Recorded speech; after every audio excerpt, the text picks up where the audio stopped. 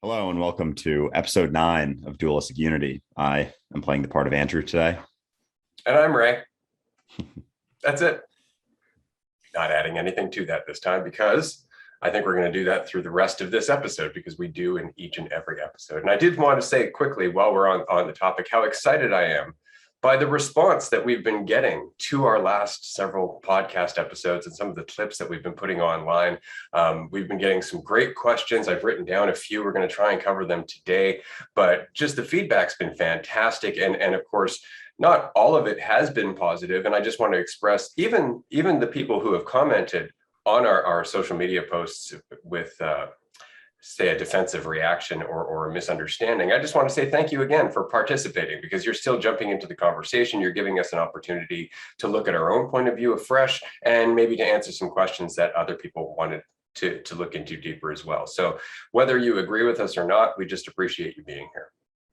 Yeah, certainly. As great as it is to have, people, more and more people subscribing every week and saying how much they're enjoying the conversations, it's equally as great to get conflicting viewpoints because it gives us something to talk about. And when I have a certain thing I'm working through or an understanding or an insight, when people question it, it just bolsters my ability to express it in different ways. And there's always, everyone has a different perspective of how they see things. So no one's is the same and everyone's coming from a different viewpoint and different experiences. So it's awesome to get both sides of it for sure. Absolutely. That said, please keep in mind that I always try and respond to the comments that I get, including the ones that tend to be more aggressive and defensive. So if I respond and you don't like my response, just keep in mind that you opened the door. You were the one who wanted to talk to me about it, and I am more than happy to participate in it. But if you're bringing the attitude of needing to be right to the table as opposed to just needing to want to discuss things or wanting to get a clearer picture of maybe what we're talking about, because I'm happy to find a middle ground, but I won't play in the drama of self-validation just because I don't have to. I mean, your doubt is your own. And if you need to deal and cope with that doubt by focusing on people outside of yourself, then you can do that elsewhere. I am happy to have a conversation if you're actually interested in looking beyond what's making you defensive, because I mean that's what we can actually relate on. That's where I can empathize. I know what it's like to hold on to something for the sake of security and stability, and so that's something I'm always willing to talk about, but it has to be in that genuine attitude of wanting to work together, because we are growing together if we're both willing to. Yeah, certainly. Like if you're not willing to have a conversation with the potential that you may not be right and your viewpoint going into it may not be 100% correct, or even if it does end up being correct, you had never understood or been able to see it from the perspective of the person that you're having the conversation with, and realize that there is a path that person took that got them to that belief system, no matter how much you disagree with it and how extreme they may seem. Odds are if you had gone through the same shit they did, you may believe something very, very similarly. But we were actually talking for about 10 minutes before I did the introduction, and I made sure to cut it off because we would have just kept talking. And we oftentimes have a lot of content that are outside of our podcast conversations, which we do post on our Patreon. So if you're interested in seeing more of that, there's a lot of awesome content on there. But what we were discussing was the need for rules versus having the clarity in life to see things and not need those rules as a crutch. So things like religion, like people often bring up this idea that, we wouldn't know how to act without religions, or we wouldn't have morals without the 10 commandments. We wouldn't know, not to do those things if it wasn't the 10 commandments. And it's an interesting idea that because you're saying that if you didn't have those, then you would be a cold-hearted killer. And it's like, that's more alarming than thinking that we don't need rules to act out of clarity and out of a sense of unity. Yeah, but don't worry, because of course, if you go back to your beastly nature of being a psychotic killer, you can just go and ask for forgiveness, and you'll be given, a couple of prayers for penance, and then you're right back to following the 10 commandments. You're good to go until the next time you revert to your sinner nature, which it all kind of goes together with our perspective of ourselves, right? If we look at ourselves in a way where we are beastly, or we're sinners, or we're naturally, cut off from everybody else, then it makes sense that you would want to impose rules on that kind of person, because you can't trust that kind of mind, right? That kind of mind is completely self-serving. So it just kind of shows where these commandments, where these rules came from. They came from the mentality that we can't trust one another. We can't even trust ourselves, right? And so, yeah, it makes sense. Follow these rules very strictly. Otherwise, there's a punishment. Otherwise, there's a consequence. But I've often said that anybody who has the genuine recognition of connection, empathy, on any level whatsoever, in that moment where you feel empathy,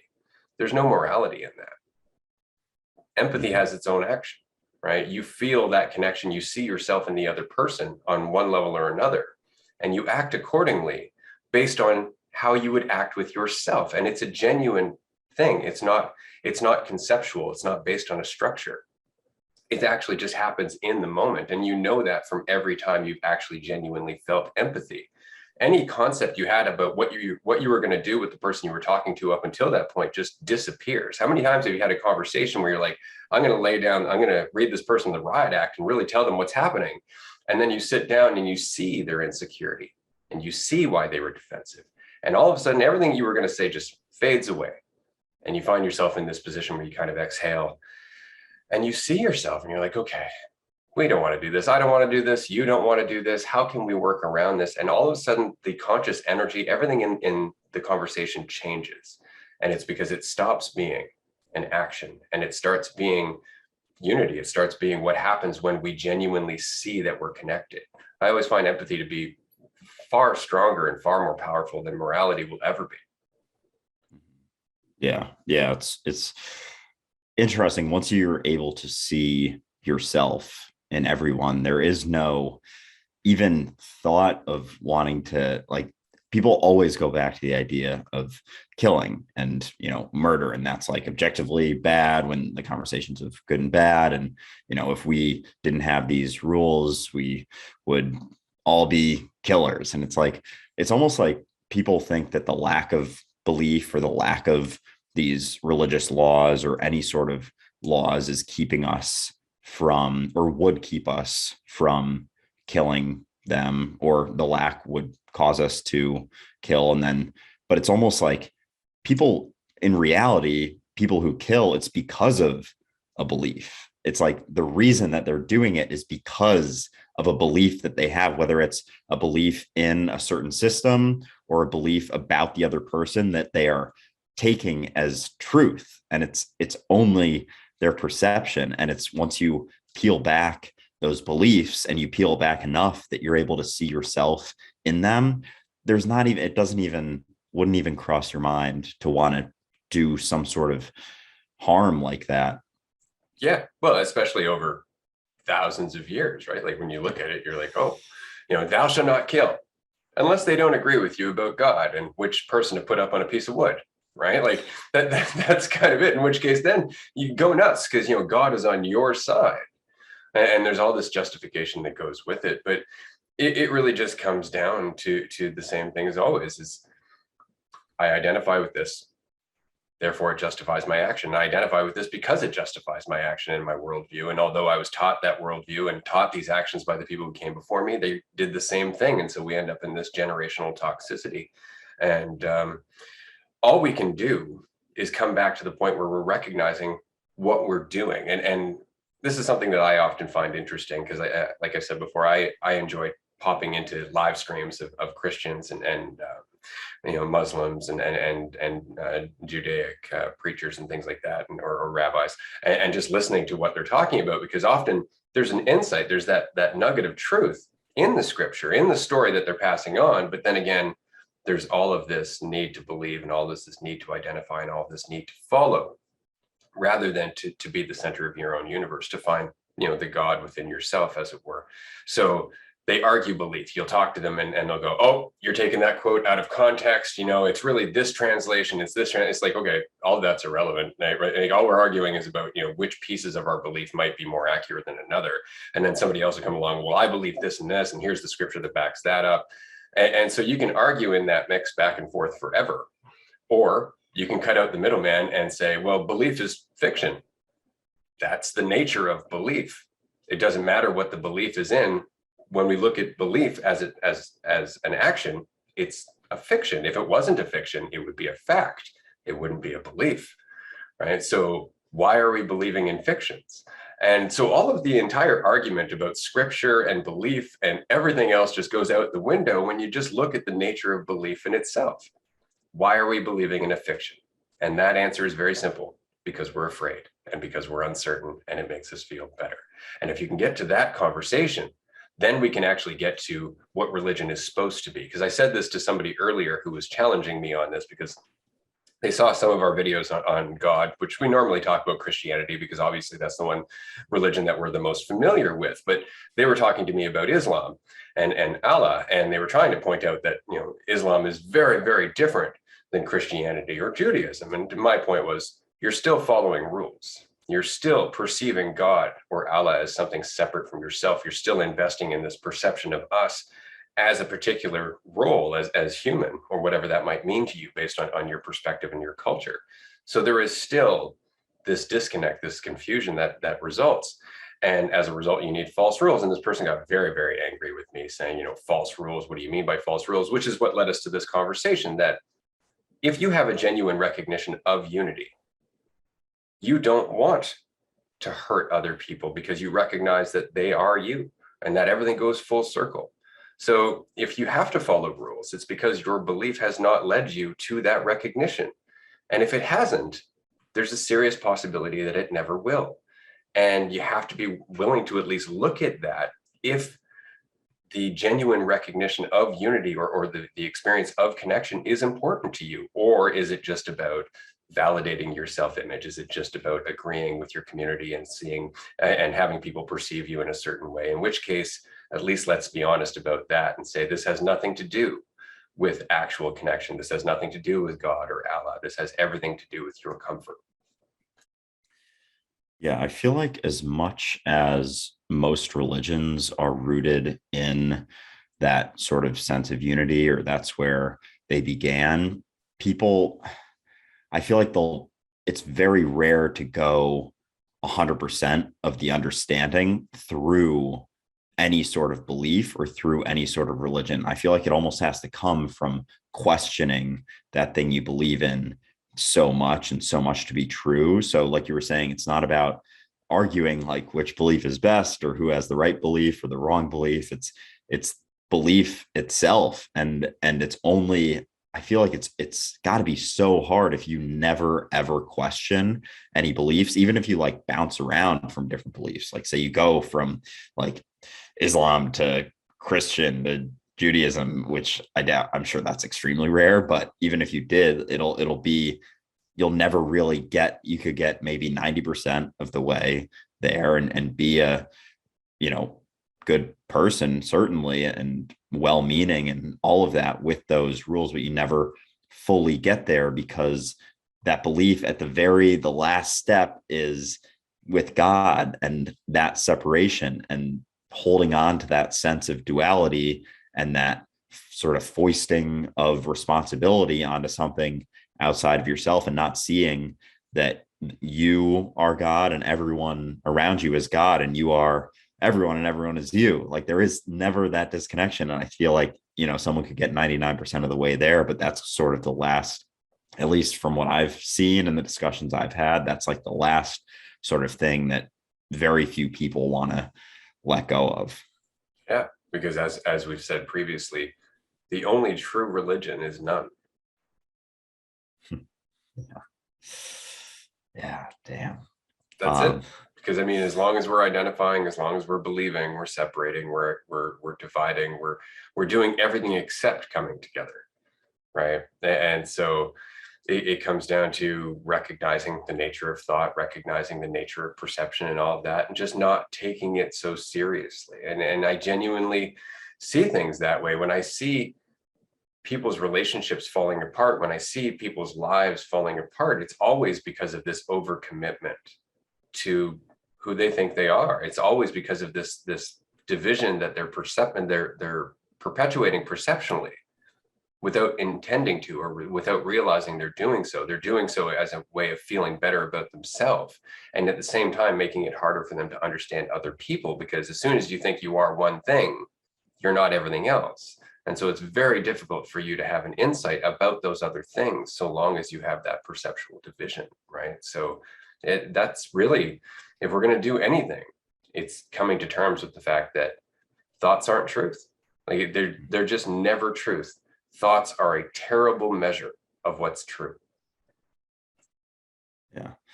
Yeah. I was curious. I had one of my friends from college on my podcast recently, actually, and he wanted to come on. He doesn't like create much content or anything, but he dealt with OCD, like pretty diagnosed, like pretty extreme OCD growing up, and some feelings of anxiety just like throughout his life. And we were talking, and he's atheist, like he's never been very religious, but we started getting into religion a little bit.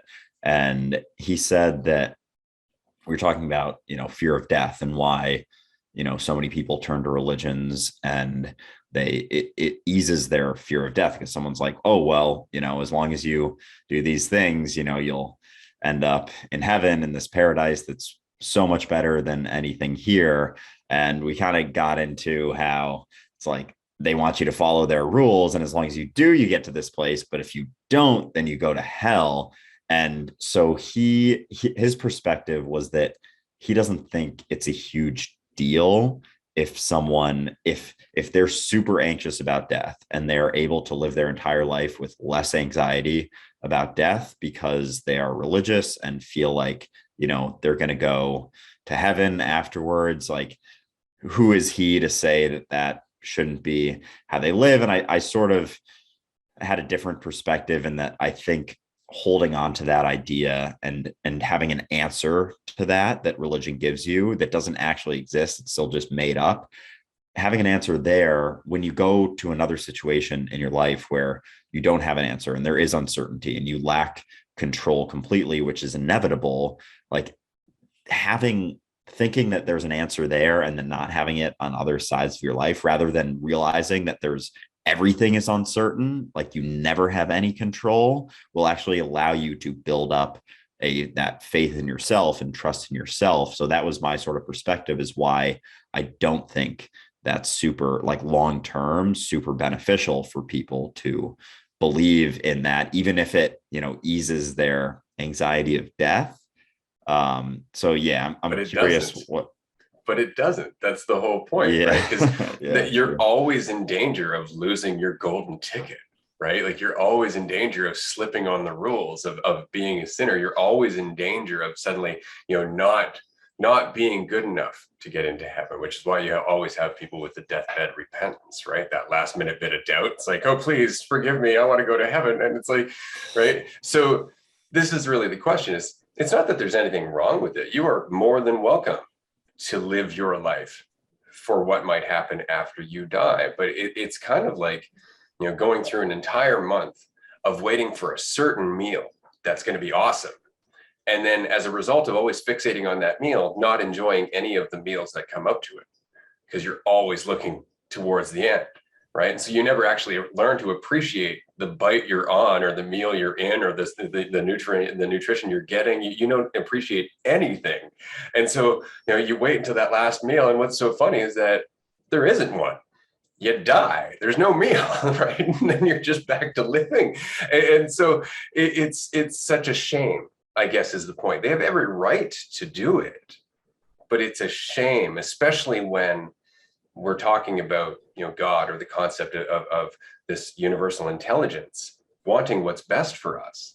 And then we squander all of our ability to appreciate and make the most of what we're experiencing, waiting for some day where the universe is going to come down and go, okay, everything's easy now, because at any point in our life when things are easy, we truly appreciate it for long, right? Like, it's such a short-sighted view of life and satisfaction and happiness as a whole that there's just so much toxicity there. And so, yeah, you're welcome to believe in the afterlife, but why believe in an afterlife and ruin the life you have? Because that's how it's going to go. Because as long as you're looking towards the future, you're not making the most of what you have now, which is exactly the point, right? Live for today because it's the garden, but you have to cultivate that garden. You actually have to be a participant in that garden to make the most of it. You can't just wait for it to come, to come into full bloom and everything to be okay, because you're a part of the garden. Nobody's going to do it for you. But then again, that's the belief in God, right? I just got to pray, and that person, God will come down and fix everything for me. And it's like, well, you're God, so you better get to work. That's why I love the expression that God helps those who help themselves. Yeah, that's a good one. That analogy with the eating meals and looking forward to that meal. Have you ever posted a TikTok about that or anything? No. That's a good analogy. I think that, yeah, that I feel like encapsulates that idea very well. But on the flip side, like playing devil's advocate, what if someone's like, yeah, I have this meal that's great at the end of the month, and I have all these meals in between, and I'm still enjoying these meals. And then I'm also, what if I can enjoy both and like also enjoy the meal at the end? Do you think there's still like a slight subconscious lack in the meals leading up to the final like grand meal? Absolutely, because even the idea that there is an afterlife is very much based on our overcommitment to the idea of me, my character, my beliefs, my opinions, and my persona, I guess, continuing on. It's me not wanting to let go of me. So there's immediately a lack there. There's immediately a disconnect again, right? So it's a lovely hypothetical. What if somebody could believe in the afterlife and could make the most of their life, right? But in my experience, from everybody I've ever talked to, that's not how it happens, because there is that perceptual division, because the division is rooted in how they perceive themselves and how they perceive life. And so there is automatically a sense of lack. And that's, again, why they will defend that belief, why they will get very much bent out of shape when you threaten that belief. And it's because they need that belief. It's very much a requirement for their own sense of security and stability. Yeah. That idea of not wanting to let go of me, that makes a lot of sense, because the whole idea of the afterlife is that, if I were a believer and I believed in the afterlife, it's like that idea is that Andrew is gonna live on. So you're so far from coming to the realization that you're not this character.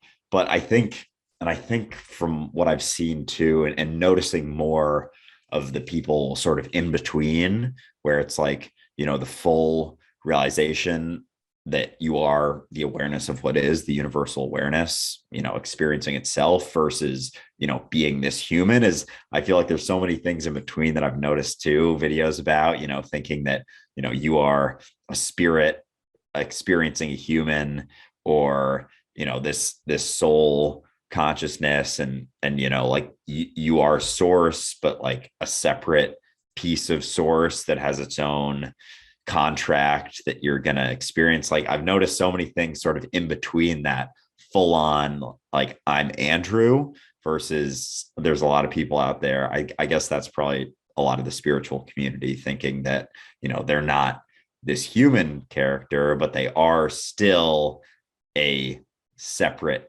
sort of character, individual ego character. And I've been noticing that a ton with manifestation type posts and just people. And I'm like, oh man, wow, I am able to see this a lot more clearly with the manifestation stuff, because there's so much of it out there that I fully believed in not that long ago, and now have just gotten clearer on that understanding too. And if you're manifesting and have this idea of like getting things for you, you're very much holding on to, it's ego driven.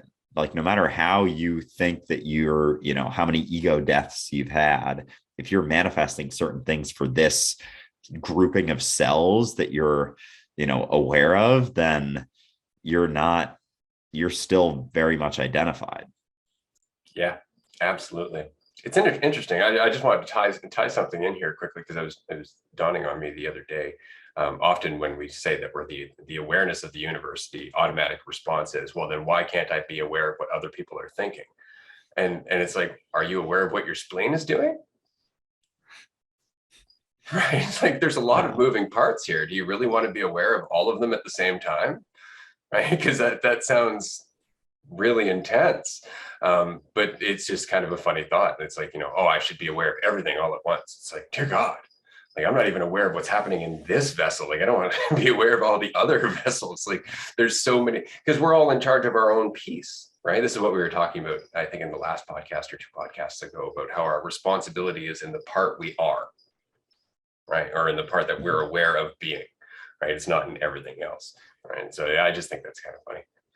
Yeah. Yeah. And I've had people, because that, when I first started realizing that was a lot of the questions I got was about that. And at first I was like, I don't know, that's kind of a good question. Like, I don't necessarily always have great answers to everything, but I also I used the tree analogy. Like, all the leaves on the tree are still the tree, but just because the wind's blowing on one side of the tree and not the other doesn't mean that, the leaves moving on one side that aren't aware of the wind on the other side aren't still the tree. Or just because, the sun's coming from one angle and the other side of the tree is shady and one side is sunny, and these leaves feel the sun and the other side can't, then yeah, it's not. Or the headphone, I made a video with like you have one headphone in one ear, and just because, say it was like someone's voice and you started to identify with that voice, it doesn't mean it's your voice, but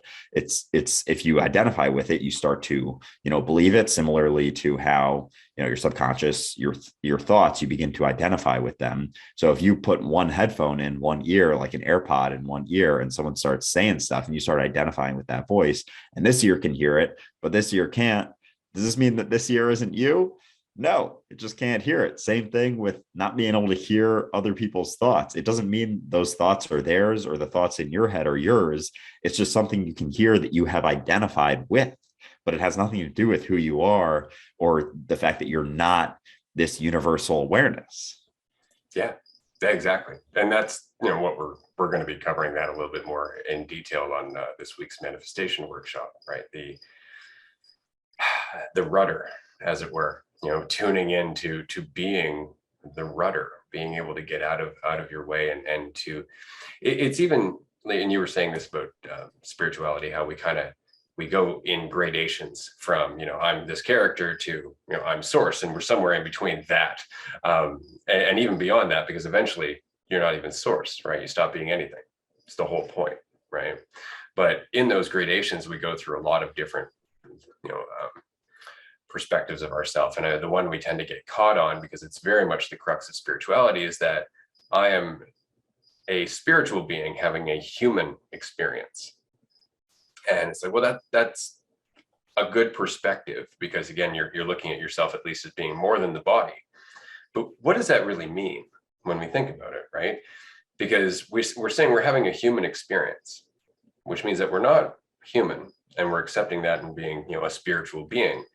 But when we're thinking about that, that means that our perspective of our body as being a physical thing, our perspective of our body being disconnected from the floor and the air and everybody else in our environment, is completely just perspective, right? That's all us just coming back to identity, because that's all identity is this idea that we're separate from everything else, right? And so the more we let that go, the more we start to feel ourselves as a part of everything. And it's not a conscious visualization. This is where people tend to get, kind of off the rails, as they start to visualize themselves as being part of the world. And you don't have to do that. You are the world. There's no disconnect. This isn't something you have to visualize. It's something that you just have to allow yourself to become aware of And that's always a result of not thinking, of always listening, of getting out of the way, of allowing yourself to be sensitive. And so it's just about letting go. But letting go isn't letting go in the way that people tend to talk about it, because as soon as it becomes a concept of letting go, that's not letting go. Now you're holding on to the idea of letting go. So you actually have to let go of letting go.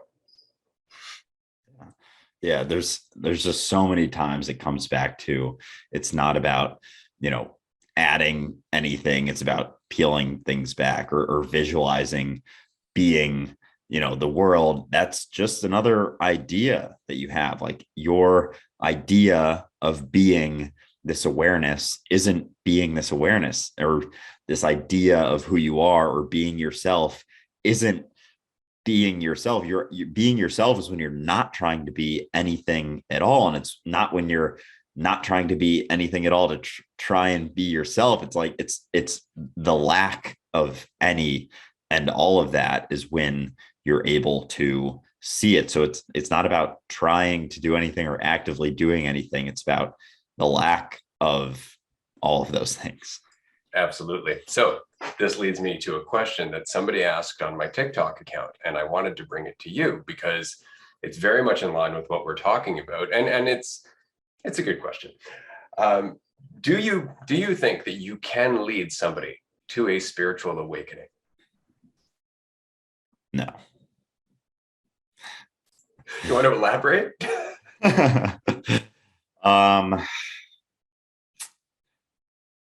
I think I think you can express things in different ways, but it's like, your idea of the truth isn't the truth. Your expression of the truth isn't the truth. Your idea about, or video about the truth isn't the truth.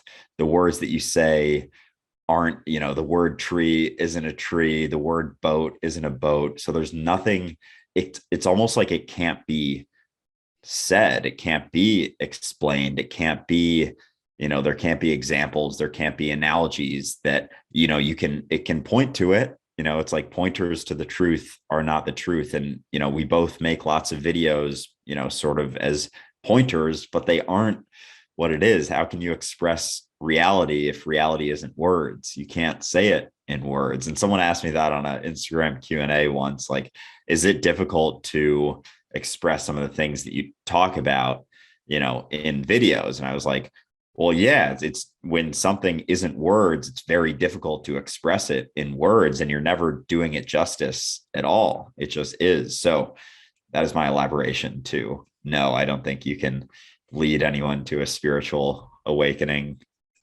That was awesome. That was perfect. Right. That's true. You can't. I mean, at most, you can be part of somebody's awakening.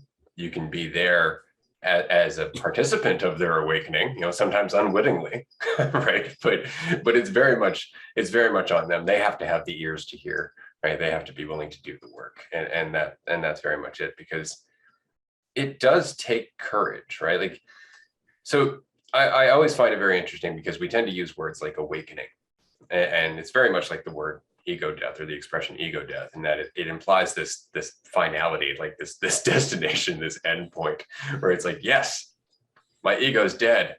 I'm good to go. But it's not ever an end point. It's always a continuous state of being. It's always a continuous questioning of yourself. It's always a continuous getting out of your own way, right?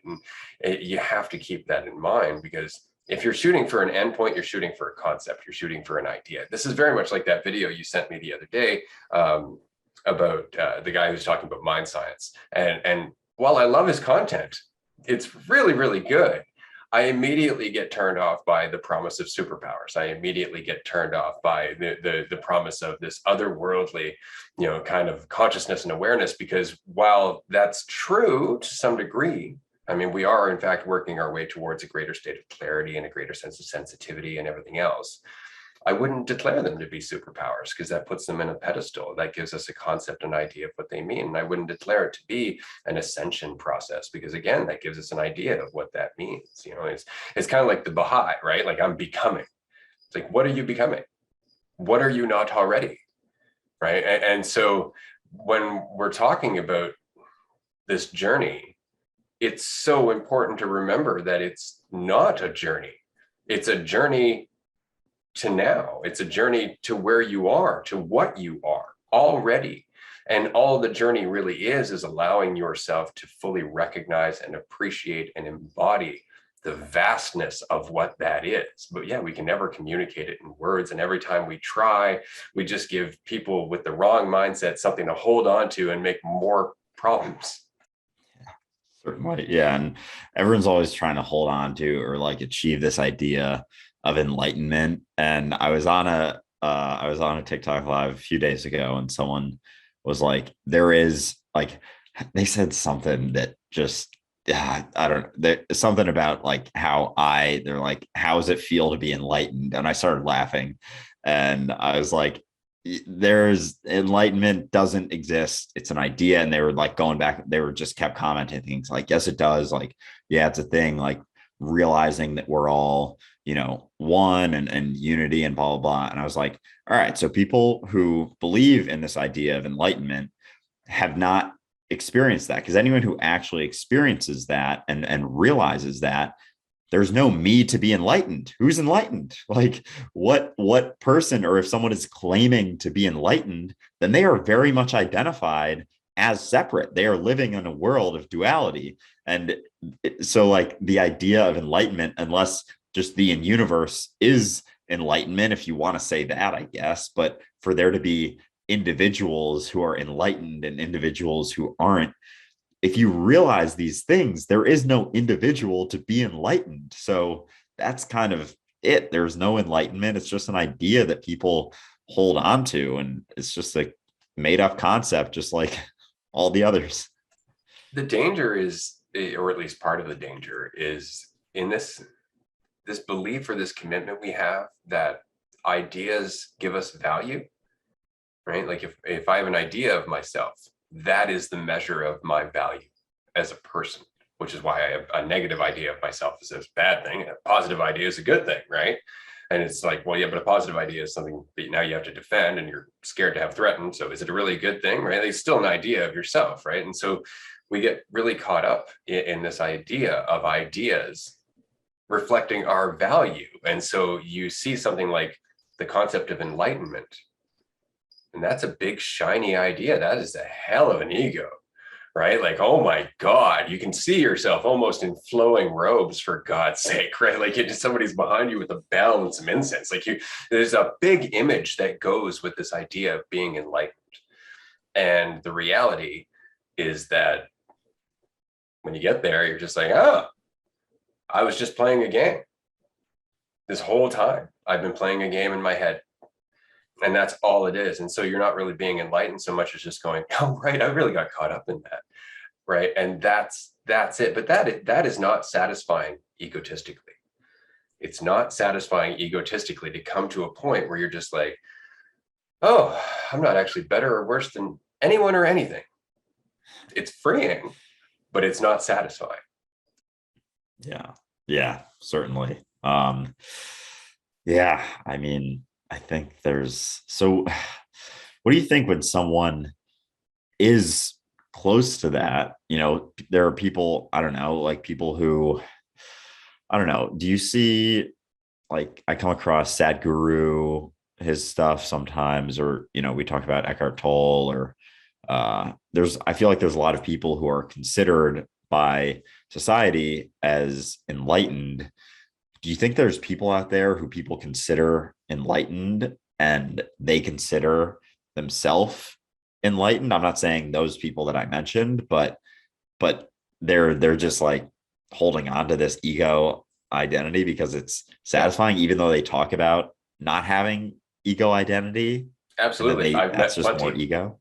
I've met plenty, for sure, speakers and gurus and teachers, and they love the adulation, right? They love the attention. They love the role of being a teacher, right? And yeah, that happens a lot, more often than I feel comfortable with. But if you get a chance, actually, this is a really good one to watch. It's called Kumare, Kumare, and basically, you're going to love this. This guy decided he was going to play the part of an enlightened guru. And so he got the robes, He rented a yoga studio. He paid these people to be his assistants, and they all played along with him being this enlightened guru. And the entire documentary is basically how he suckered all of these people into believing what they wanted to believe. They perceived him the way they wanted to. And then at the end, when he does the reveal saying, actually, I don't have an accent, I'm not this person at all, right? It was so interesting how some people got very upset. Some people were actually super grateful. And other people, they just refused to believe it. They're like, nope, I saw his aura. I can it's all a trick. Like it was just, and it's exactly that. It's that our gurus, any guru who says he's a guru, more than likely isn't, right? Which is why I get super uncomfortable when I start seeing TikTok shamans, right? Because any shaman worth his salt isn't going to go up to you and say, I'm a shaman. Like they're just not. Right, like it's a label for convenience. It's a label for perhaps the practice that they're involved with, but it's not a measure of value. It's not an identification, right? And so when you start seeing people online saying, I'm a spiritual guide or a spiritual teacher, yeah, you should definitely question that. You should question it because they want to be in that position where they can guide you, and because that's super self-validating. I mean, it took me a long time to get over that. That's why I didn't life coach for a number of years, was because it's too tempting to want to feel like right? And the only thing that's changed over the last 10 years of my life has been the acceptance that none of us do, and that's the one thing we all have in common. And so if I can work with people on that level, then at least that's honest and it's sincere and it's genuine, and there's a capacity to have an insight, right? But it really just comes down to abandoning that dichotomy between the knower and the one who doesn't know, or the teacher and the student, right? Like in ourselves, we have to be both. And so we have to allow the people we talk to likewise be both. So how do you think then that people who come to that realization that, we are the awareness of what is, and we are all connected, like who truly understand non-duality and that there is no separation, like how do they then call themselves gurus at the same time? Like how do they do both? If they actually understand that, then by design, it's a faulty mechanism that they're working with. Like, how do you think it's just that difficult to let go of that? It's like you said, there are gradations, right? There are levels of letting go all the way up to, and admittedly, the farther you go, the harder it is, because what you're letting go of is essentially yourself. And that takes some commitment, I guess you could say. It takes an honest to God passion and enthusiasm for it. But after a certain point, it doesn't always make sense. Some people decide to just stop there, and there's nothing wrong with one way or another. I mean, if you come to a certain point where you have access to certain insights and you want to share them and call yourself a guru, then the people who are in a position where they could use that insight, they're going to find you. And then when they move beyond you, they're going to leave you behind. And so it's really up to you where you want to stop. And often that's what happens with teachers, is they decide, I've got lots of followers, pretty comfortable, sending out some fairly positive messages. I don't really have any desire to go any farther beyond that. Whereas, for me personally, I'm curious as hell as to exactly how far this goes. Like I just can't imagine stopping on any level where I'm like, oh yeah, that's me now. This is who I am, because it just seems so odd. Like I don't want, when I get 10 years down the road, I'm not going to be thinking any of the crap that I'm thinking right now. And hopefully the same is true for tomorrow.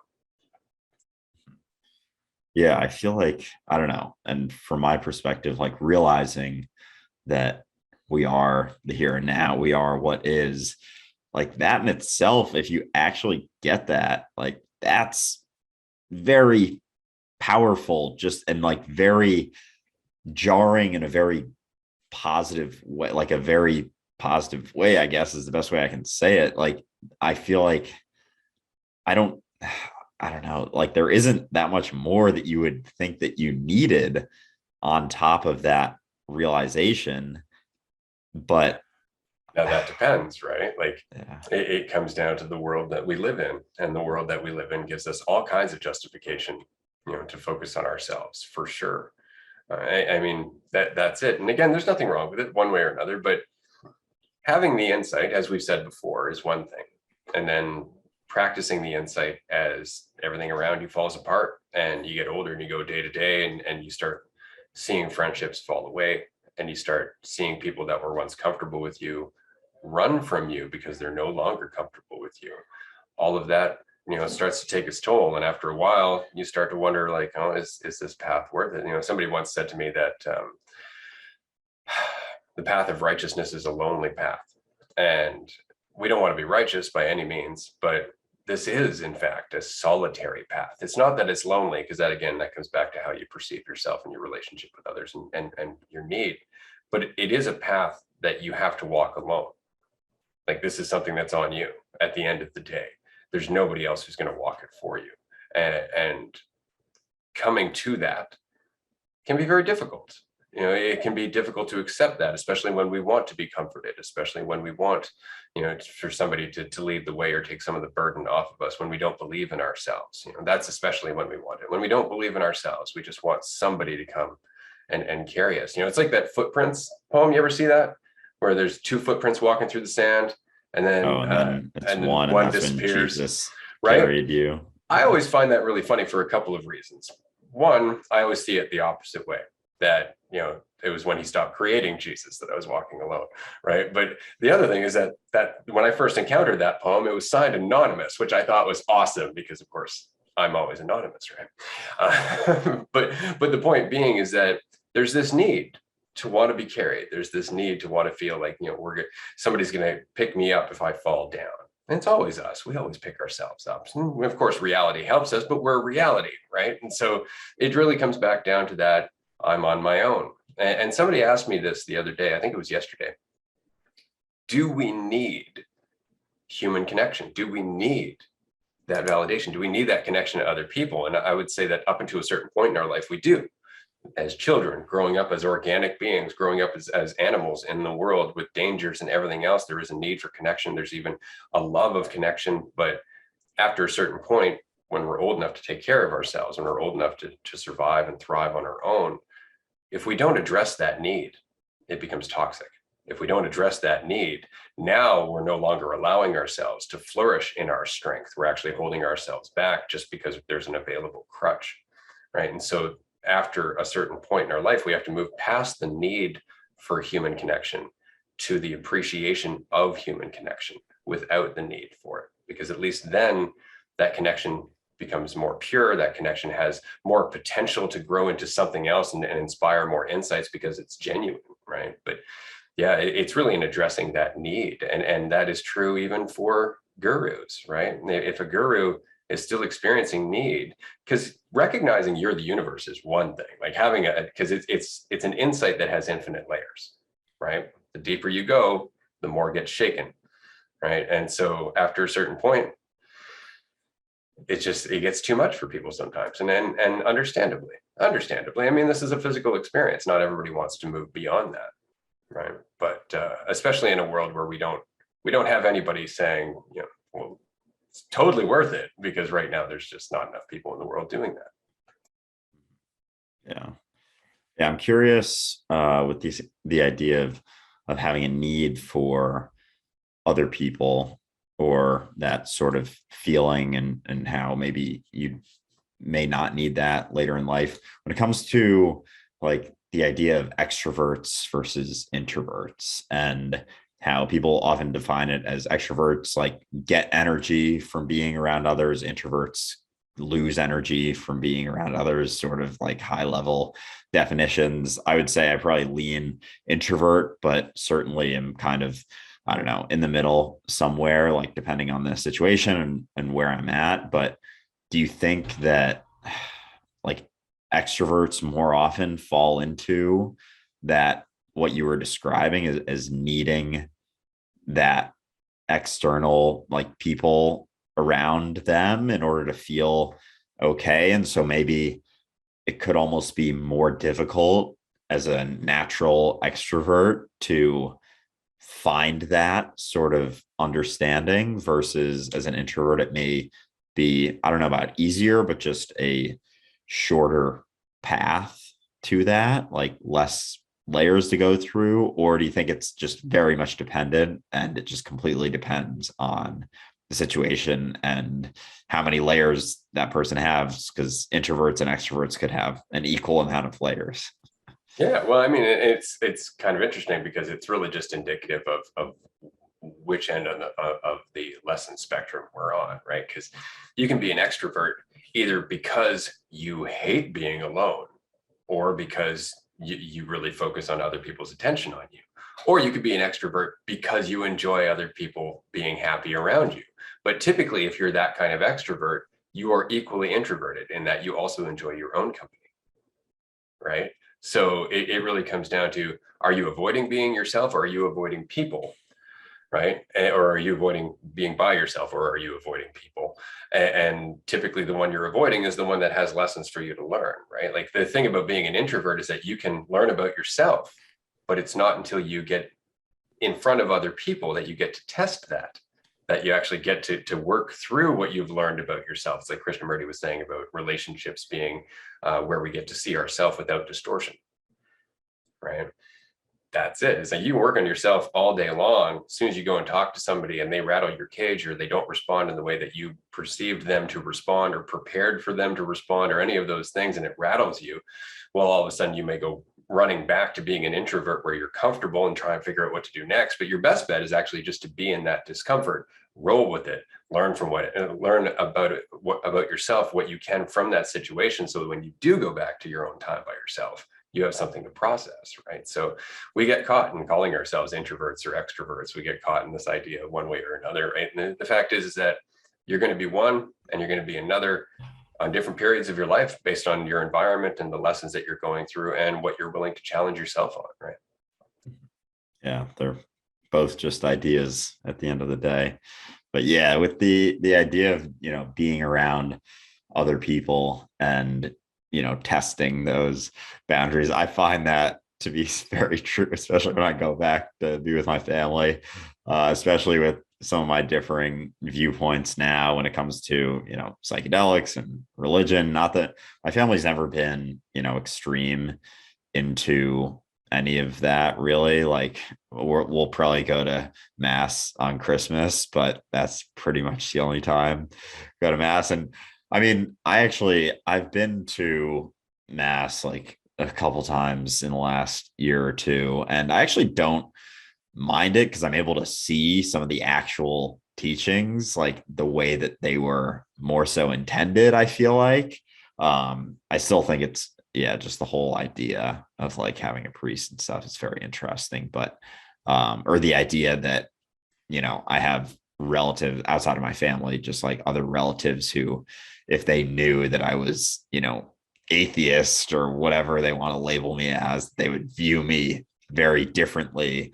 And it's like, it's just so interesting. But with being around other people and testing those limits, I find that with my family quite a bit because we're always like, there's definitely a lot of bickering that happens, but I have found that I've been just more like, I've been okay with getting into it for sure. And I don't necessarily judge myself for, whereas I think when I still thought there was like this idea of like path to enlightenment, I would almost judge myself on top of getting worked up in a situation. Like if my sister was pushing my buttons, I'd be like, I shouldn't get worked up because I have these new understandings about things and blah, blah, blah, blah, blah. And now I'm like, yeah, I get worked up and like, yeah, we'll forgive each other afterwards and we'll move on. And like, that's all right. Like, yeah, I get heated sometimes. I can be very emotional about things and I can push back too. And that's okay too. Like, there's nothing about it that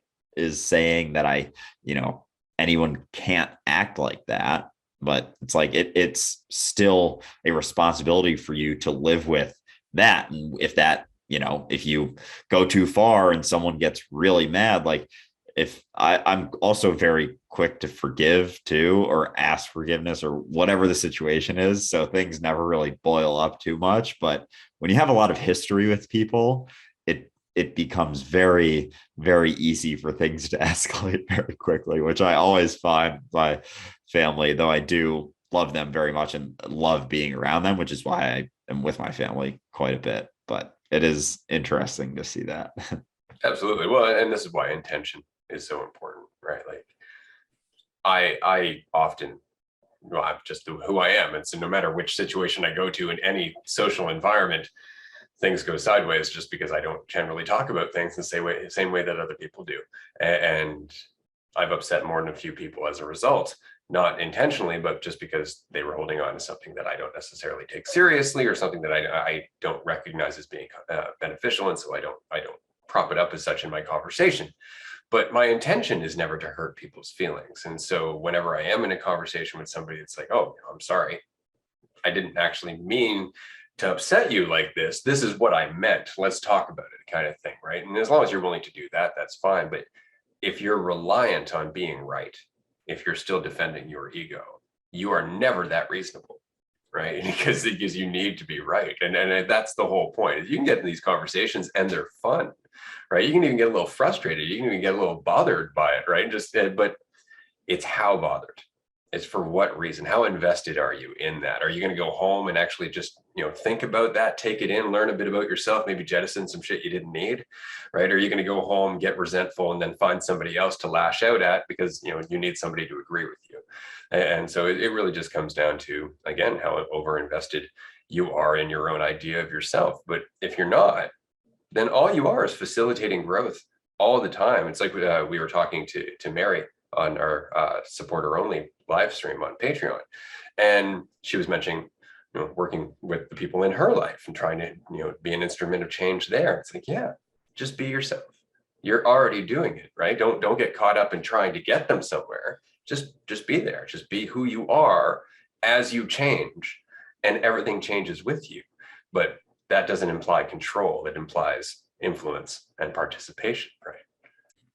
Yeah, certainly. I was having a conversation. I'm not gonna name. I try to not name names because I know they wouldn't appreciate it necessarily. But with someone close to me, and we were talking about religion, and it ended up being a pretty long discussion, and it got a little bit heated. And they were coming from a point of they don't understand why I have to, create these videos sort of seemingly mocking those with certain beliefs, and the way that they are perceiving them is that I am, above other people for realizing that God, the idea of, sky daddy is silly and it's similar to a fairy tale. And they were expressing how they don't understand why I have to push on this so much all the time. And, because there are a lot of people in our lives that are,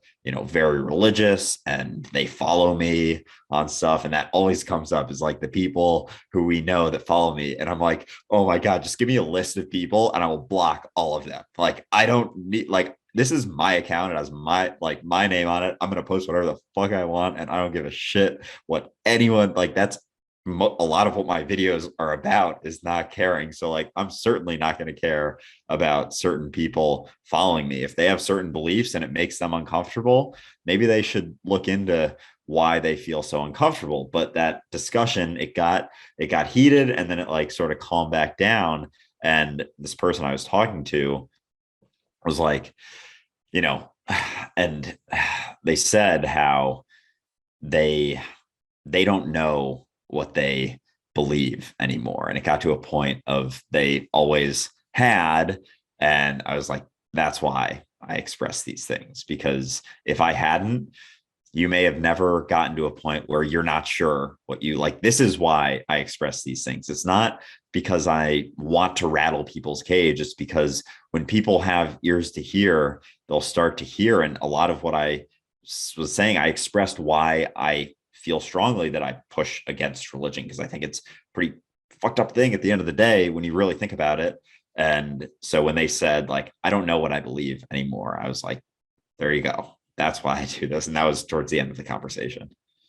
Yeah, absolutely. No, it's totally worth it for that reason, right?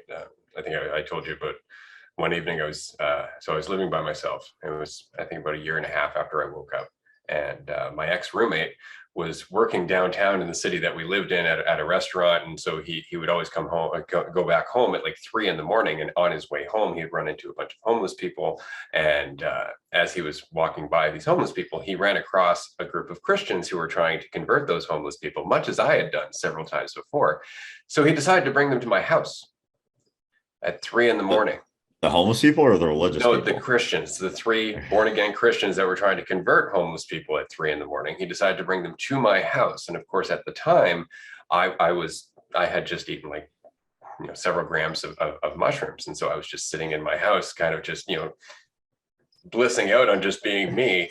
Suddenly the doorbell, this harsh buzzing noise. And I'm like, what is that? Who's this? And it was, sure enough, it was him and these 3 people. And so they all come up to my house, and he's like, oh, you got to talk to Ray. Ray, you're going to love Ray. And I'm like, what are you doing? Why are you doing this? And like, you know how this is going to go.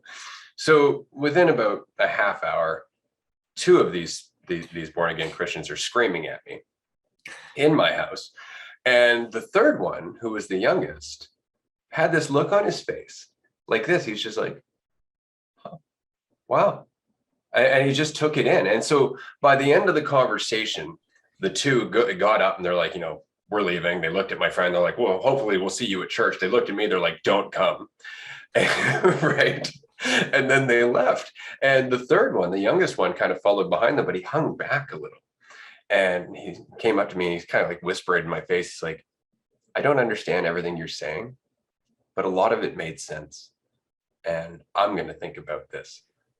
And it made the whole conversation worthwhile, right? Despite the fact that the other 2 guys were livid, they were so very angry with me that day. And it was, very much as a result of what we were talking about, which is the difference between faith and belief, the difference between actually connection to the universe versus the projection of a God fiction for the sake of self-validation. And so, yeah, you're going to frustrate some people, and the people who get frustrated and run away, they'll have another opportunity, but others will take what you give them or take that opportunity and allow it to change them, even if it's just a little.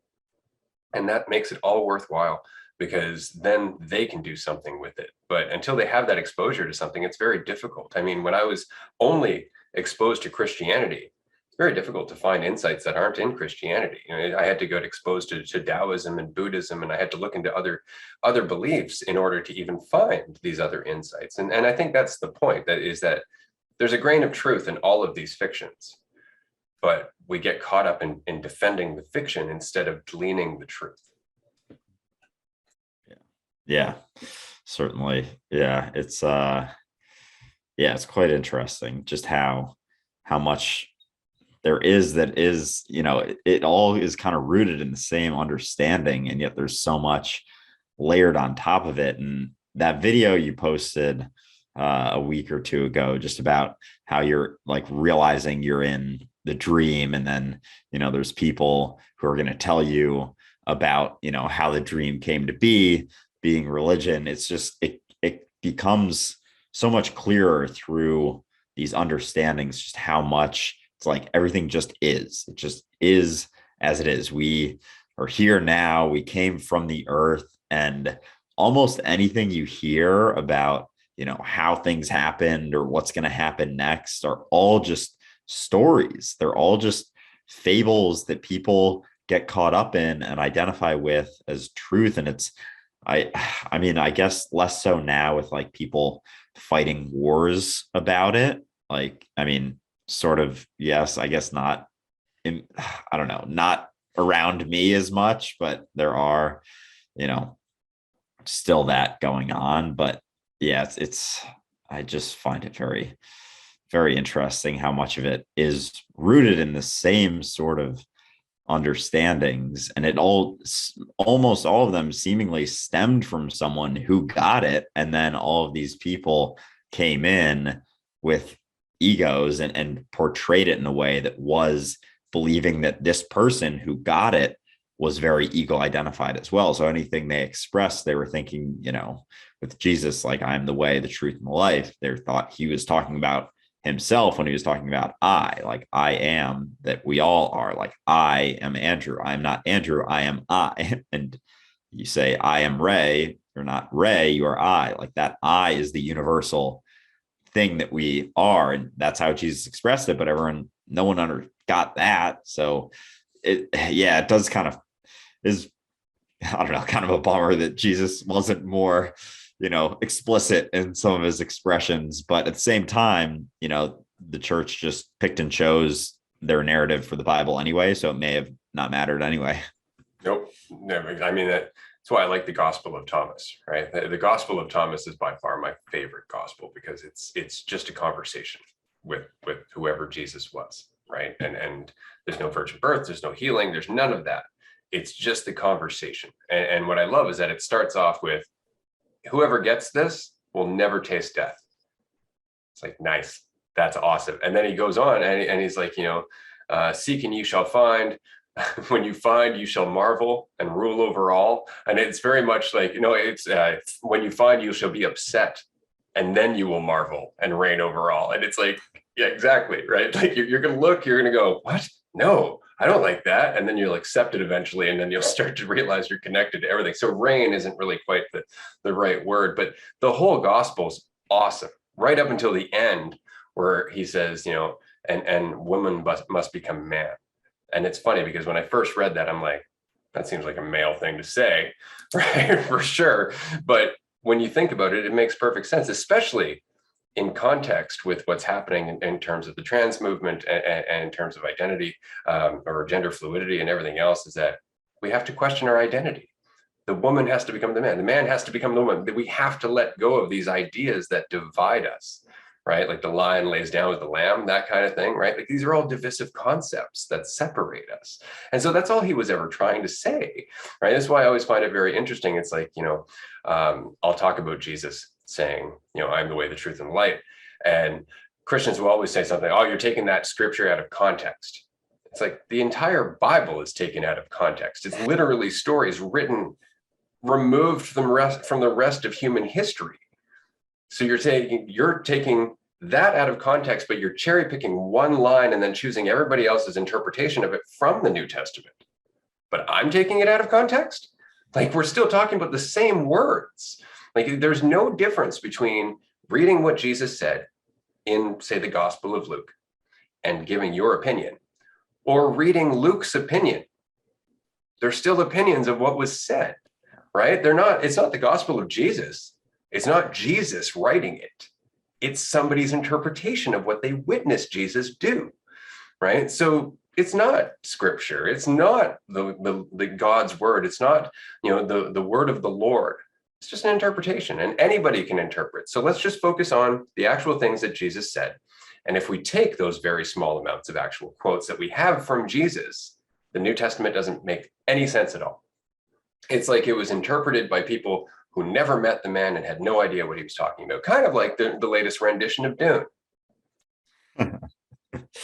Yeah, it is.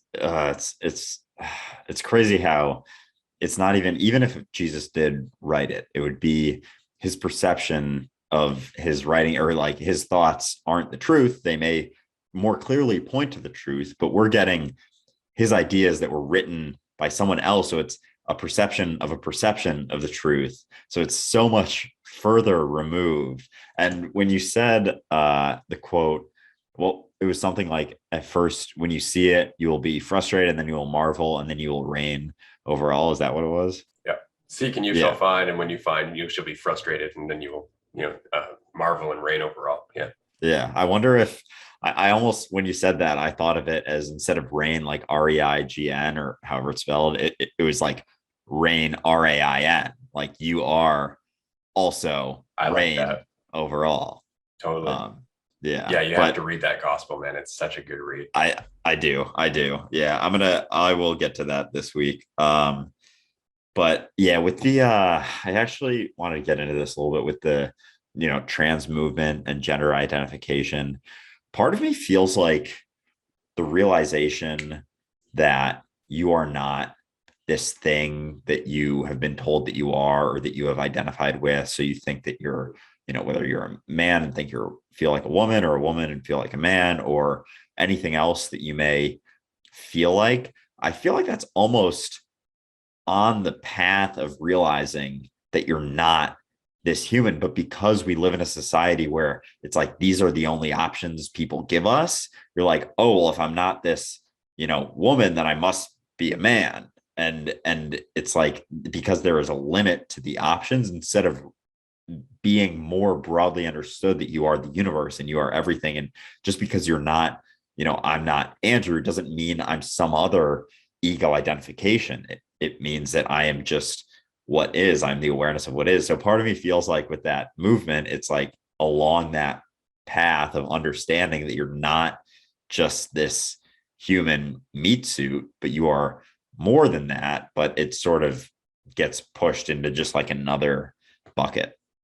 Yeah, well, that's it, right? It's interesting. I want to make a video at some point, but my wife doesn't want to help me because, of course, it would require me to go and buy a dress, to which terrifies her. But at some point, I'd like to make a video of me just standing in a dress, full chest hair and all, and just say very clearly that I am not a man wearing a woman's dress. I am a human being wearing clothing, because everything else is conceptual. Everything else is an idea. Right. And that's the whole thing, is that like we have a women's section and a men's section at the clothing store. That's going to mess with you. Right. Yeah. What's the difference? What is the difference outside of our roles and our ideas of what each gender does and acts and whatnot? And so it's very difficult when you don't feel necessarily like you fit the role that society has said is a man or is a woman. And so if you don't fit in that role and you feel like you do fit on the other side of the spectrum that they're saying is the opposite gender, unfortunately, as long as you identify, you're going to think, well, shit, then I'm not in the right gender. I was obviously misassigned. I'm supposed to be over there. And it's like, well, you can do all of the things over there. You don't have to identify to do it. Those things aren't for certain people. It's just certain people saying they are. Right? Fuck those people. I mean, at the end of the day, because you don't need to listen to that. Like I would find it more progressive for somebody who is born a woman to simply continue being who they are and dress the way they want and not change their label. Just to just say straight up, I'm not my label. It's irrelevant. I don't need to be a trans man. I don't need to be a trans woman. I don't need to be a man or a woman. None of this is relevant at all. The only way it's relevant is biologically, right? The only way it's in any way relevant is when it comes down to birthing children. That's it. That's the only time this argument has any validity whatsoever, is when we're trying to figure out who has what bits that can create a human child, right? Like that's all we want to know. But up until that point, I mean, love is love. Humans are humans. People are people. It doesn't matter whether they have, something that's tucked up inside or hanging down. It doesn't matter what the biology is. It doesn't matter what the skin color is. It doesn't matter what the identity is. All of that is conceptual division. That's a matter of habit and convenience, right? So if we can get past that, I think that we will find people feeling a lot more free to just be who they are without necessarily having to switch their idea of who they are. Right? Just so other people can feel comfortable that they have an idea of who they are, because that's really what it comes down to, isn't it? We don't want to let go of our idea of who we are, because we live in a culture that thrives on ideas. Yeah. I mean, it's all just perceptions at the end of the day, and anything like you mentioned outside of, birthing but it's become so much more in our society. It's like there's an infinite amount of labels in that way, and it's just wild that it's like a relatively recent thing that's been accepted. Another, we can get into religion's take in that, and participation and reason for that and those beliefs, but it was all based off of their perceptions and ideas. And it's another reason why religion's pretty fucked up, is because a lot of them perpetuate that idea of it not being okay, whatever, however you feel or whatever way that you act or way that you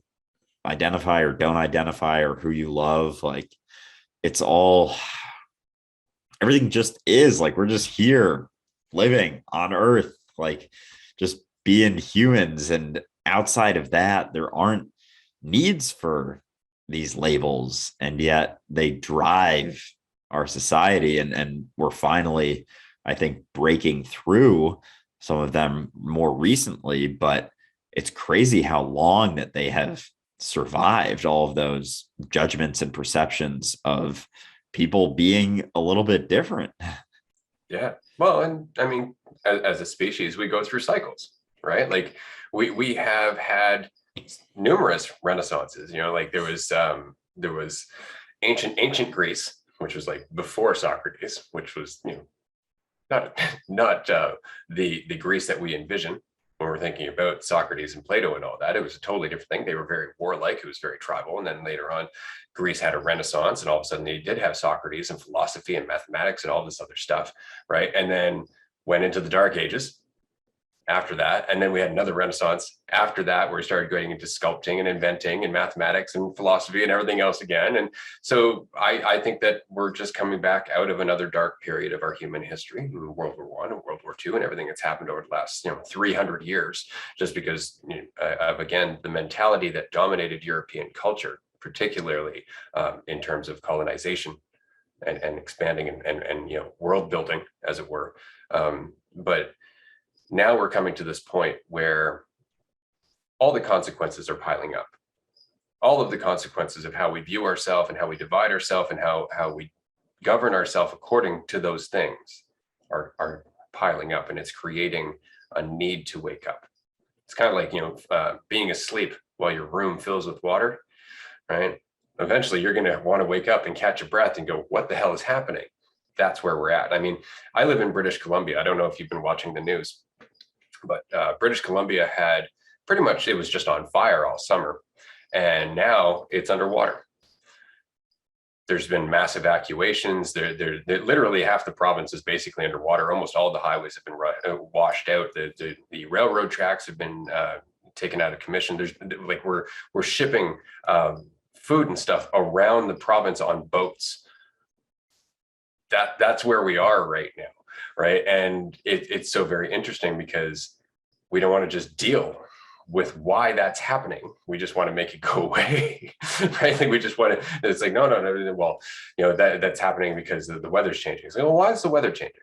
Well, let's talk about that. Let's talk about why all of a sudden in one of the nicest areas of the world, we're not getting the cool down effect that we did over the summer, or that we normally do over the summer. It's because we're cutting down all the trees, right? Or let's talk about why everything's flooding in the area that it is. Oh, it's because 100 years ago, we came in and drained a lake that was there and moved all of the indigenous people off that land so we could farm there. And now all of the place that we're farming is underwater again. And a chief from the native tribe that used to inhabit that area actually said, well, yeah, there was a lake there. It came back, right? Like, but we ignore what's happening in the world because we have a very fixated idea of what we want to happen and how it's going to happen. And so we get overly committed to control, right? And it's just about, no, we're going to put a road here. It's like, well, the mountain's moving. Doesn't matter. We'll just shave the mountain off, right?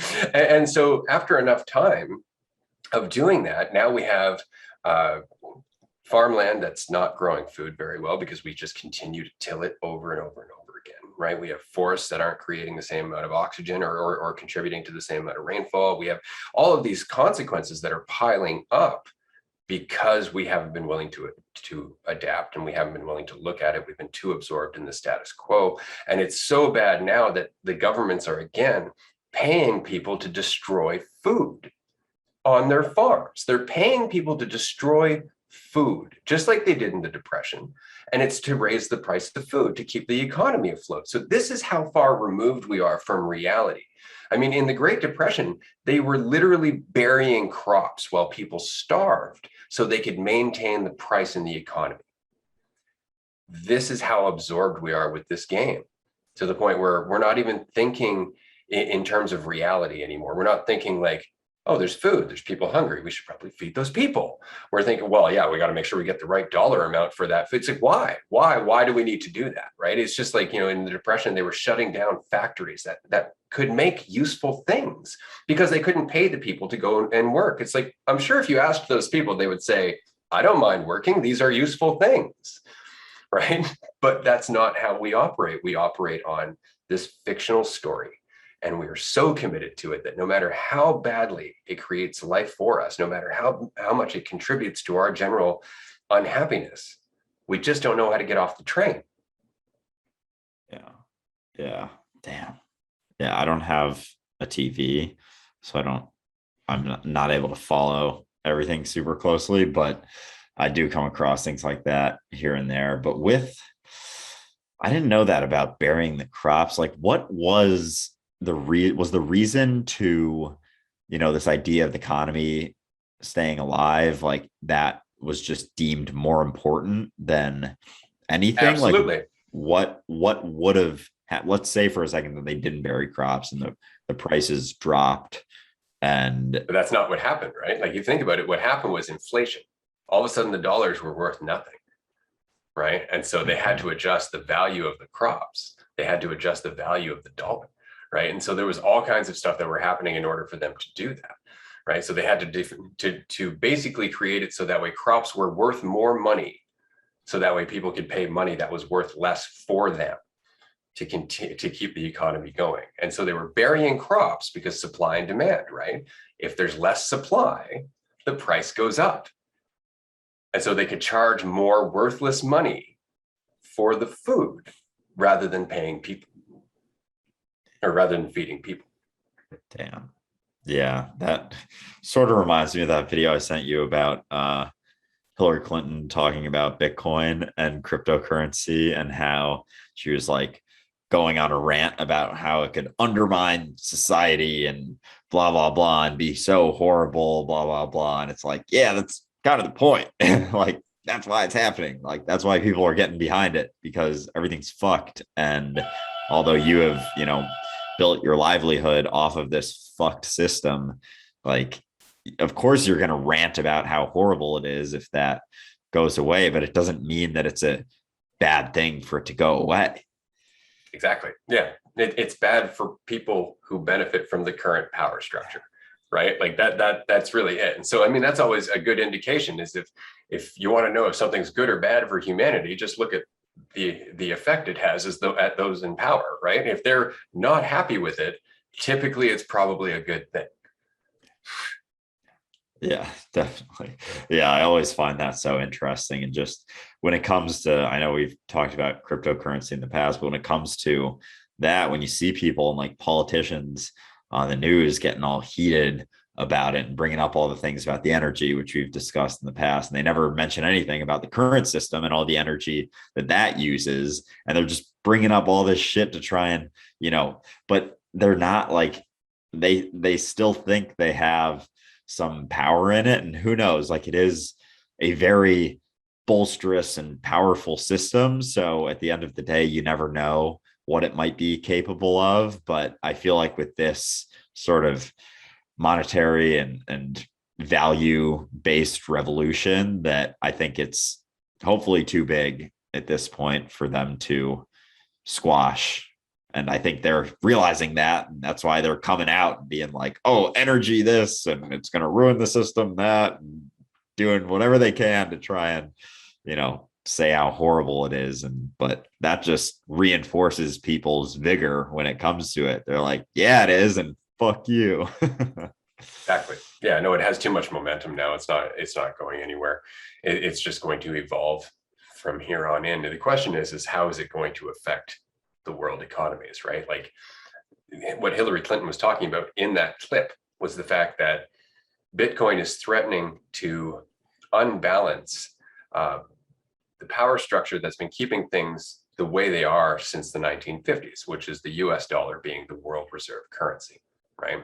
The US dollar is the currency that most of the world uses as a form of exchange. And so what I mean is that if Germany wanted to buy something from, say, Australia, they would typically convert German dollars to US dollars and then buy it from Australia, right? So US dollars are typically the world reserve currency. It's what everybody holds onto in terms of value. It's what most countries invest in terms of long-term bonds and so on and so forth. And so because of that, the United States has had its role as the leader of the world for the last 70 years. And it's largely because they're the world reserve currency. Everybody uses their money. And so everybody kind of kowtows to them as a result of that. Well, all of a sudden, Bitcoin's coming in and it's threatening that entire structure. You have countries in South America that are actually starting to supplement their economy by holding Bitcoin instead of US dollars, right? Like that's awesome. And then on top of that, you have China and Russia, which have been developing their own cross-country basically a currency, so that way they can trade with one another without using US dollars. And so the US economy is in some serious shit when it comes down to the structure that it's used to being shaken, which is awesome. I think that's really, really good, because at the end of the day, the monetary system is by far one of the biggest contributors to this horrendous machine continuing. It's just because we don't see how we can get out of this without money, which is so funny because money is just a fictitious thing, right? And so if we can get to a point where, and I think that this is going to happen as a result of not just these conversations, but climate change, governmental shutdown, increasingly corrupt governments, things like that, that we're going to have communities coming together, realizing that they can't necessarily rely on shipments from South America for bananas or shipments from, halfway across the world for watermelon anymore, that they have to start being more self-sustainable, start growing their own food again, start finding a way to power their own communities, start finding a way to be self-sustainable. And I think that as more communities do that, that's where that new form of government is going to come from, where it's local and everybody works together. Like the idea of having a cross-country power grid, it doesn't make much sense when it's one company or it's organized by one structure. But if you had a bunch of communities working together to maintain the power grid, that'd be a totally different thing, right? Where each community is responsible for their part, and then there's just more power being put out into the world than anybody can use as a result of each community being self-sustainable. So that way you wouldn't have problems like they had down in Texas in the summer, where all of a sudden it snowed and everybody was screwed, right? And it's because there was one power company and every other community was hooked up to it, right? Like, why not have community-based power? It's not like we can't, right? But again, how much power do we need? And that comes back down to our overindulgence in certain technologies that we feel entitled to rather than actually need. Yeah. We talk about that sort of perception and identification quite a bit. And yeah, I mean, I guess you never know when that shift will begin, and maybe it's begun, or it's always happening sort of to some degree. It's just the weight of it and whether or not there's, it gets to that tipping point. And I think there's sort of both sides. There's the side that we're on having conversations like this, and then the other side of that system just kind of getting stronger, but also weaker at the same time. And the more conversations that are happening, the weaker that it gets, but the stronger it tries to be. And because wants to be stronger, it's actually getting weaker and standing on less stability. So now you have, politicians talking about how energy inefficient, cryptocurrency is just like a last sort of straw to try and hold on to this idea when it's not actually going to stop or change anything. But yeah, I guess we'll see what happens. Oh, that's it. It's an interesting time to be alive. That is definitely how I feel about it. It's such an interesting period of our growth as a species, or our experience as an awareness. There is so much changing, and there's no way to know which direction this is going to go. And this is why I always find it funny that we try to, like the UN will get together and we have plans to 2050. It's like, do you? Because I don't know what's going to happen tomorrow. Like, it's just, that's so interesting that you have plans up until 2050, because those plans are based on the mentality you're in right now. And I'm hoping by 2050, we're not in this mentality, right? Like, I'm hoping that we see different solutions, but we always commit to this idea, like, whatever solution we have in the mentality we're in is obviously going to work, because, every other solution we've come up with in this mentality has obviously worked so well. That's why we have so many problems, right? And it's like, okay, so let's focus on getting a different state of mind. You can't solve a problem from the same state of consciousness that created it. Let's make that a societal priority, right? Let's change our state of consciousness. Let's change our state of awareness. But that means that we actually have to have the uncomfortable process of jettisoning everything that didn't work. And a big portion of that is not just the monetary system, there's the education system, because that needs to go. There's the private penal system, that needs to go. There's religion, that needs to go. Like there's this idea of global government, that needs to go. All of these things need to be evolved past. We have to come back, and we have to come to a point in our individual lives where we are both aware and responsible. And then when we do that, that's what we're going to embody. That's what we're going to create. But right now, we have a structure that's based on us filling a role that we are not responsible for and have no awareness of. We just fill that role until we die. And then we wonder why we've built a system that's just fulfilling a role until it dies.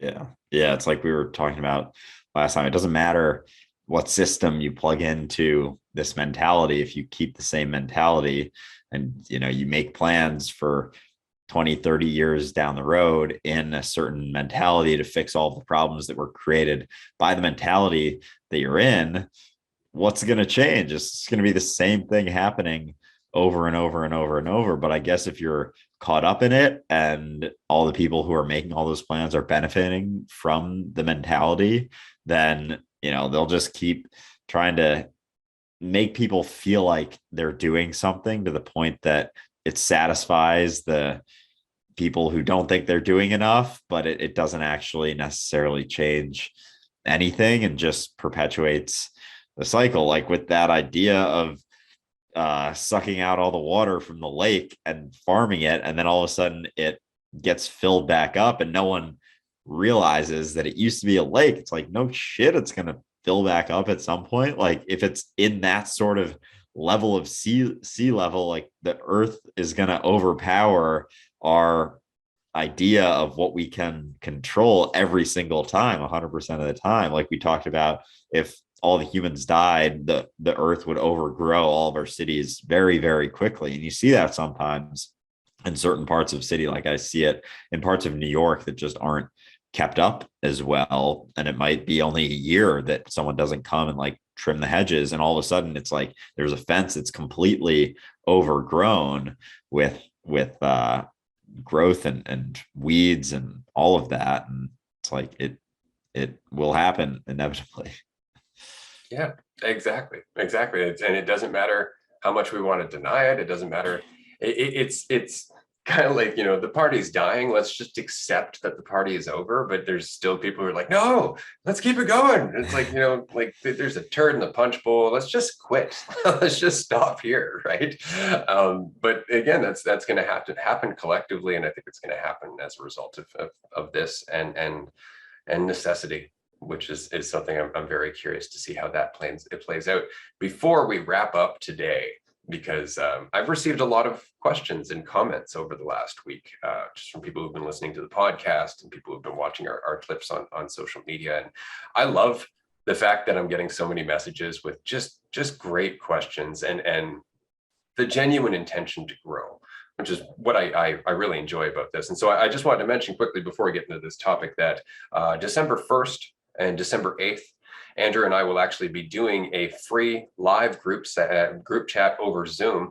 The registration is on our website at dualisticunity.com. You'll find it in the menu, and registration is completely free. You can sign up for the 1st or the 8th. You do have to register separately for both days, and we can fit up to 100 people. And then we're just going to chat with everybody for about an hour and answer as many questions as we can on both days. So if you're free, definitely register at our website. We would love to chat with you and answer your questions if you have any.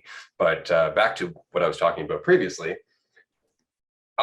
somebody was asking me about relationships, and specifically they were asking if we have any advice regarding relationships. And I think they're talking about romantic relationships more than anything else, but admittedly, there isn't a great deal of difference between friendships and romantic relationships, except of course, how those relationships turn out in the long run.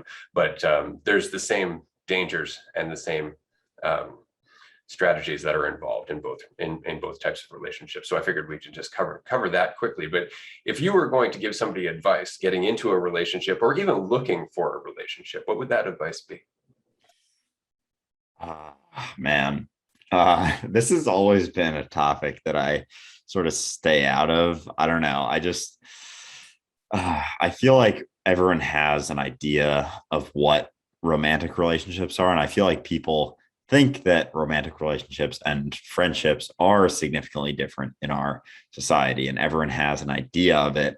And I feel like in my life, I don't know if I feel like I don't want to downplay people who are looking for a romantic relationship, but I think there's a degree of questioning you need if you're looking for a romantic relationship. And if you're looking for it, like, what are you hoping to achieve from getting one? Like, is there a lack inside of you that you're hoping to fulfill through that relationship? And if that is the case, then you need to work on that lack on your own before you come across a romantic relationship. And I think, I don't know, it kind of ties into the idea of enlightenment, or this path that you're on and this thing that you're seeking. Like, the only thing you have to realize if you're seeking enlightenment is to stop seeking. Like, if you're seeking a relationship, my best advice might be to stop seeking and just be you, and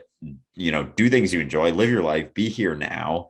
And things have a way of playing themselves out. And I think there are people, when I talk about that, because that'll sort of be my advice most of the time when people say it, that, oh, it's not that easy for everyone. Like, some people have to, look, and they don't just have like come across people randomly. But I really do think that if you are looking for a romantic relationship, there's typically a reason, and you're hoping to get something out of that. And I think it's really important to question why you feel like you need a romantic relationship, and what lack are you feeling that you feel like you need it.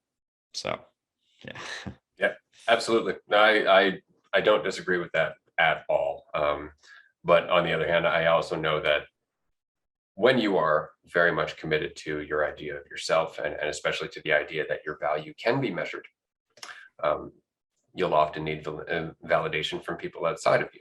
And so there really is a certain degree of toxicity that comes simply from you focusing on yourself, which means the needs that you perceive yourself to have, right? If you perceive yourself to need a partner, that perception is what's making your relationships toxic, more or less, right? Like, and I know this from plenty of people I've dealt with in coaching situations who have both went back to the toxic relationships, and some who have moved on and actually, managed to find some degree of happiness and peace within themselves. I've heard this expression that the heart has needs that the head doesn't understand. And while that's lovely poetically, unfortunately, the heart's needs are based on your perception of yourself and your relationship with the world, right? So your emotional spectrum is going to change based on how much of a division you perceive, how much of a lack that you perceive based on that division. And so it's like the expression that a heart that's full in itself is very hard to break, right? It's the heart that's not full in itself that's fragile, because it's requiring somebody else to fill it up. And if they don't, it cracks and it breaks. And so as long as you are feeling heartbroken, as long as you are feeling just buried by this sense that you're not good enough without that person's love, without that person's attention, or without another person to validate you, that's the problem that's going to make every relationship fall apart, because there is a certain degree of pressure that you're going to unwittingly put on the other person because of your need, because of your lack. And that person, if you're lucky and they're not the kind of person who wants to be needed, because that's often what happens when we're needy, we end up attracting the people who are looking for that. And then we end up getting taken advantage of as a result of our need, and us blinding ourselves to the kind of person they are because they happen to appear like they fulfill those needs, right? If you're not lucky enough to find a person who isn't like that, then it's going to be very rough for you. But if you can find a person who isn't like that, then you can get into a relationship with them if they recognize that you're working through your need. It's not that you have to be completely free of your need to get into a relationship, but you have to recognize it. You have to just come to terms with it, because when you're arguing with your partner, if you are in a relationship and suddenly you're like, well, they're not living up to what I want them to do. That's you doing that. You need to look at that and look at why you have those expectations and what you're trying to fulfill within yourself. And in that moment, you'll have an insight about what it is you're doing and why, or about the person you're with and the fact that they're not where you're supposed to be or who you're supposed to be with. But you always have to be in that state of mind where you're aware that you're trying to fulfill yourself through someone else. Because as long as you're doing that, it will always be in danger. It will always be something that you're afraid of losing or that you need. And that's never as enjoyable as it appears conceptually, because in any relationship you've ever been in, if you need that person to pay attention to you and love you, you're never at peace. You're never truly happy, right? Unless they're fulfilling your expectations, which is, again, putting pressure on them. How long are they going to do that before they start resenting you, whether they realize it or not, right? And so there's a lot that goes into relationships. And the biggest thing is remembering that the relationship with yourself has to be primary. If you are not happy with who you are, not even happy, if you are just not yet ready to come to terms with the fact that you are who you are, you don't have to be anything else, then avoid getting into relationships where you feel like you have to be something else, because it's going to make it harder for you to find that person, right? But, and I say this and I understand that, right, but if I do that, then I'll meet somebody.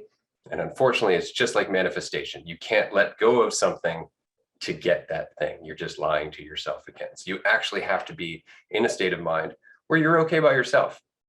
And then you more than likely will meet somebody. And what's nice is that if you don't, or for as long as you don't, you won't care, because you love yourself. That's the whole point. And then when you do meet somebody who's able to appreciate your company, they will see you for who you are rather than who you need them to see you as. And that's a relationship. That's real. Yeah, it's like when people say, they're not who I thought they were, or like, you're not who I thought you were. It's like, I'm not even who I think I am. It's like that thought is just a perception. That's not who I am. Like, I'm not whatever thought you have about me, whether you seemingly, if I agree that you're right or you're wrong, it's still just a perception. And I remember when one of the first times I was took a higher dose of mushrooms and was walking around New York. I walked past. It was funny listening to conversations as I was walking. And I think I might have mentioned this on a previous episode, but I heard this girl having a conversation with a friend. They were walking along this pretty crowded path, and she was saying how she was talking about maybe it was a previous relationship, and she said, I was the perfect girlfriend. And I remember walking past and like laughing out loud. And I think I was far enough away that they didn't know that I was laughing about them. I was just like laughing to myself. I was like, you saying that you think you're the perfect girlfriend is a perception of yourself that you're viewing about yourself, that you think they should think that you're also the perfect girlfriend. It's so far removed from the truth that it's like mind blowing that you would even say something like that, like that you think, like, to have the audacity of saying that you were the perfect girlfriend. And also that is completely subjective. There is no objective perfect anywhere or anything. Like, so how would you possibly know what is perfect for someone else through your perception? It's impossible. So sure, if you want to date yourself and take yourself on dates and be the perfect girlfriend for yourself, then like, I guess that might be a little bit more fitting. But to think that you're the perfect thing for someone else is absolute absurdity.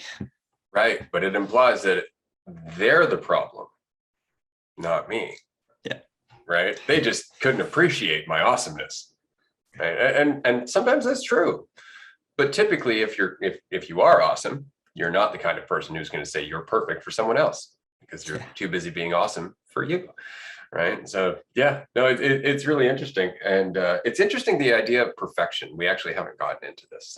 And I've spent a lot of time thinking about perfection because it's something that a lot of us try to strive towards. But it's such a backwards concept, right? Because let's just say that there was, in fact, a perfect physical appearance. Exactly. It was perfect, symmetrical, beautiful, the whole thing, right? And everybody aspired to that perfect appearance. And everybody managed to accomplish that perfect appearance. Now everybody looks the same, right? That doesn't sound very perfect. So now everybody's perfect appearance is going to be changed slightly because they want to have their own particular flair of perfection. They want to change it up a little bit. So they start adding little imperfections. So now all of a sudden we go full circle to the point where everybody's different, and that's perfection. And so it's always the whole circle again, right? So perfection is another concept that means nothing. If you look at it as superficial, it means, the ideal of perfection. But if you look at it further, imperfection is perfection. Yeah, that is very interesting how if we got to that point that everyone looked the same all of a sudden. I think Alan Watts has a sentiment along those lines of like dreaming up your perfect life. And if you were living your perfect life and eventually you're living it and, or you have total control or something, then all of a sudden you would want to start mixing in a little bit less control. And then you go down that rabbit hole and then you go back to that until finally you come back to the exact life that you're living right now. And for, wanting to be perfect, it's like if you were able to live eternally and you got to this ideal perfection, all of a sudden you'd start implementing little blemishes until you go back and forth until you look exactly like you do right now. And it's always just coming back to the realization of what you are, and what you are is the here and now. And that's the only thing there is. It's not an idea of what is now. It's not a perception of what is now. It's not a concept of what is now. It is the here and now, and that's it. That's the only thing you ever have to come back to. And it's what you always are, right? Isn't it funny how all of our problems are very much made worse by our overcommitment to avoiding what we are already, right? And we just want to get an idea about it, and that's what messes us up. We want to get some idea of control and some semblance of sway over it, and that's what messes us up, because now we're not just drifting down the river, we're fighting the river. Right now, we're not just part of the flow. We're trying to influence to cause the flow to go in a way that we prefer through our confusion. Because, of course, if we have preferences, we're obviously confused. That's the funniest thing about it. We really have to come to terms just to that, like just the sensitivity of understanding when we're overcommitted to an illusion, when we're confusing ourselves because we're overly caught up in this idea of I. Right? If we can do that, then all of our relationships, our government, the way we run our communities, everything we've talked about in this episode here changes radically, but it starts with us. Yeah, majority of our problems stem from our idea of ourself. If you are able to peel that back and get away from that and realize that you are the here and now, there is those problems, a lot of them, at least majority of them, if not all of them, kind of begin to fall by the wayside. Yeah, it's funny, right? We try and come up with so many complicated answers to how to fix the world, but we have to address the common root, which is us. We're the common root. And it's just like, it's like, who created God? Well, we did, right? It's like, who created the problems in the world? Or we are. We're doing it, right? And so if we can't recognize how we're doing it, how are we going to fix it? Right. And so the first thing, as always, before a relationship, before you do anything, is to get some semblance of clarity in yourself. Right. It's what was that? There was a quote by Toole: "If you have no desire to heal, the damage is broken that alone."